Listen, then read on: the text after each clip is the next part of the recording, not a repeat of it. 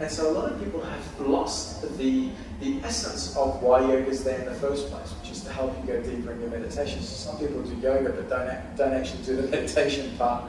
And I feel like it's important for us to remember that it's to help us go deeper in our meditation. So it doesn't mean that you have to do a meditation immediately after yoga class, but if you did meditation somewhere through your day, remember that your yoga was to help you with that going deeper. And that probably explains why people that just practice meditation without the yoga don't quite feel settled enough, or don't feel like they're doing it right, or they're not going deep enough. Does that make sense?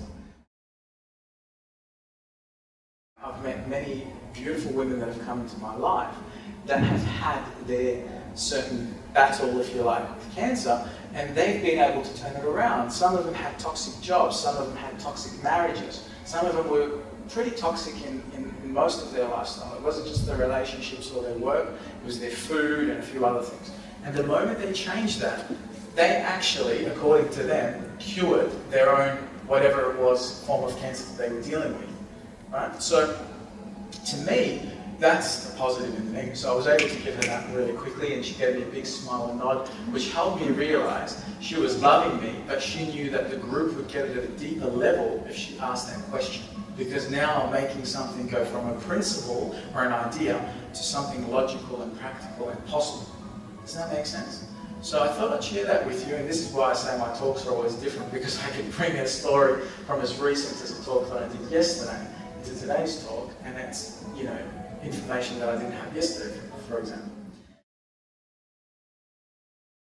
Is what I'm thinking about something that's serving me and serving the greater cause for humanity, or is it something that's getting in the way of me taking action, perhaps out of fear, or out of buying more into the drama, or buying more into the negative side of things, and debilitating me from taking action that can be more positive, or at least more neutral?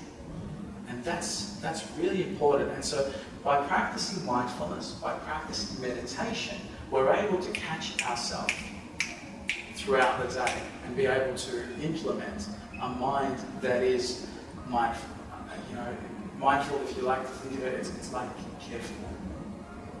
And so do I get thoughts that are sometimes negative, or thoughts that are sometimes from an old paradigm or an old system for me as a human being? Sure. Do I have naive moments? Absolutely. Stephanie just proved one. But am I honest enough with myself to catch myself and go, hey, why am I having this thought, and can I change this thought? Or can I see the other side to this thought? Am I honest enough with myself to catch that and go, let's have a reflection on this. And then let's see what we can do to turn that around to make it something that's more positive or more livable. A couple of years ago, I got invited to do a talk in front of 1,000 businesswomen at a women's event. And I was happy and I accepted. And then just a while before the event came up, I had one of those thoughts, a naive thought, and it said, you're a man, what are you going to be doing and talking on a stage in front of so many women? What do you know about being a woman when you're a man? And the first thought was, oh my God, that's pretty confronting. And I could just, based on this thought, cancel the event, or cancel the talk, or cancel the invitation that I'm being given, just based on that thought alone. And that's what people do when they buy into their fear. But what I did was I said, this is a great thought.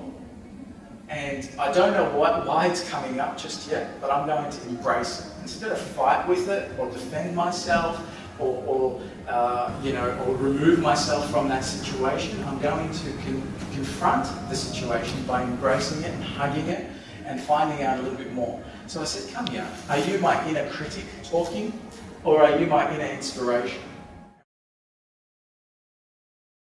And the other way to look at it, when I say that you've got to have it within you before you can give it to somebody else, when you're on a plane and they go through the safety thing, they say that before you, in case of an emergency and the oxygen mask drop, before you fit it on somebody else, put it on you first. Well, that's where that's coming from, because if you pass out in the process of helping the old lady next to you, then you're no help to her or yourself, because you passed out halfway through the process. But you fit it on you, and then you can help anybody within your reach. And that's what it's about. So how do we change the world towards a kinder world or a more loving world or a nicer place to live? It starts within ourselves. And I have that impact on people because it is hypnotic, you won't fall asleep. And so you start with yourself first. You want love in the world? Give yourself plenty of love. You want to share kindness in the world? Give yourself plenty of kindness. Any thoughts about ways that you can improve your meditation, your mindfulness?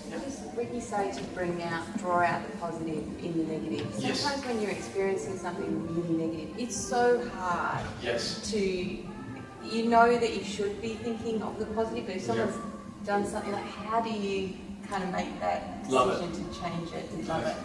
Okay, awesome. Great, very good question. And it's real for us, right? So this, again, it helps you go from just principle and idea of what a guy is saying at the front here to how do you make it real. Let me share with you how. So let me expand on the idea, first of all, what I mean by everything has two sides. If you can imagine that one of the laws that we live by, one of the laws that govern us on Earth is the law of gravity, right?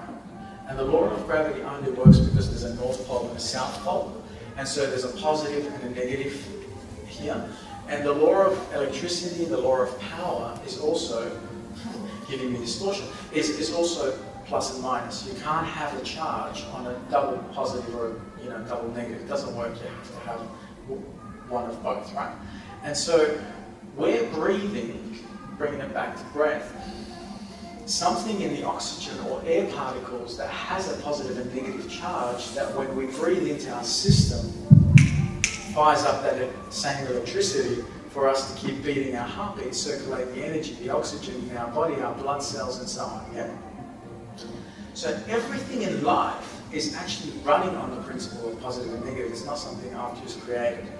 So what happens is most human beings, as we walk around in life, we see a situation and we either deem it as negative or positive. And our brain only sees it that way, and then based on our experience and our perception of reality, we start to think, yes, this is either a positive or a negative, and that's it.